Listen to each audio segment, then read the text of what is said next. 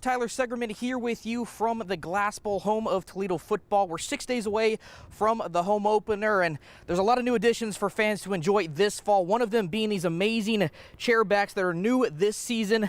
Sitting in them actually for the first time, and they're very comfortable. But for more perspective on these new additions, including the chairs, I'm pleased to be joined by Athletic Director Brian Blair. And Brian, let's start with the chairs. How did this come to be? Absolutely. Well, we asked our team to really look at game day from a top-down perspective and say, okay, we want every aspect of it to be a standalone feature to what we do, whether that be where you sit, where you hang out pregame, or how you leave the stadium. And so looked at a lot of different options. Our team poured in a ton of hours starting in January, looking at all the things in the Glass Bowl. These chairs are just one of the many new features you'll see at the Glass Bowl this fall. Speaking of the chair, have you sat in them before? Is this the first time? How do they feel? So actually, I had one in my office, I think around February. Okay. It was my first time seeing one, but this is my first time sitting in the stands. And I gotta say, this might be the best view in the house. Sitting here on the 50-yard line, looking out over the Glass Bowl, I can only imagine DQ running for a touchdown. So really comfortable. They recline a little bit.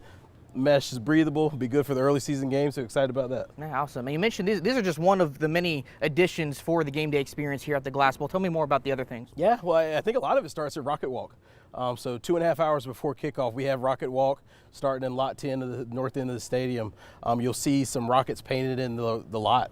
They actually got our team coming down. A lot of music, a lot of energy. I want to high five those young men and welcome them to the Glass Bowl.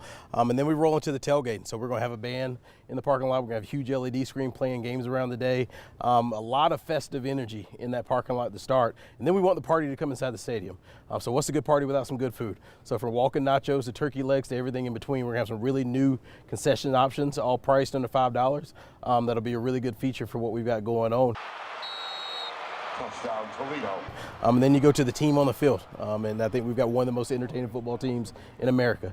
So you add all that together with a lot of the other features that you're going to see, I think it makes for a pretty great way to spend a Saturday in September. I mean, we've called it the biggest party in Toledo, and I think that's for a reason. We want you and 25,000 of your best friends to come hang out with us and party 3:30 to 7:30 and have a great time and go home with the dub.